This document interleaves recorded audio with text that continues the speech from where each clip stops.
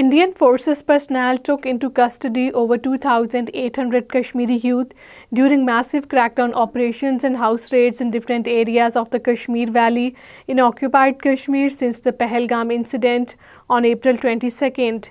This was confirmed by V.K. Birdi, the Inspector General of Police for Kashmir. So far, 90 people have been booked under PSA from different parts of the Kashmir, Birdi told the local media.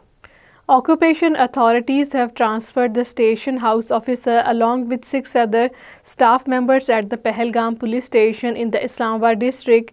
The Pahalgam SHO Inspector Riaz Ahmed was among the 6 inspectors who were transferred in the Islamabad district of the South Kashmir, according to an order issued by the SSP Amritpal Singh.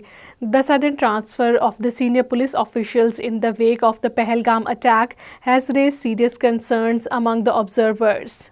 People's Democratic Party Chief Mehbooba Mufti has called upon the Modi-led Indian regime to stop the arrest and the harassment of the Kashmiri people in the wake of the Pahalgam incident.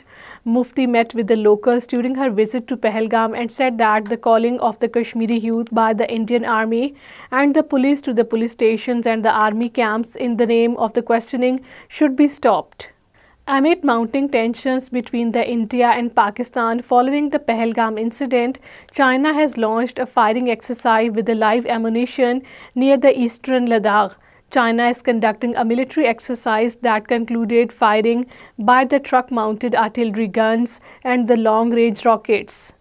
After the Pahalgam incident, India immediately blamed Pakistan without providing concrete evidence, using it to threaten the Indus Waters Treaty. However, the international community has largely responded with skepticism to New Delhi's claim. Even with the backing of the domestic media, Modi's India failed to generate international support for its accusations.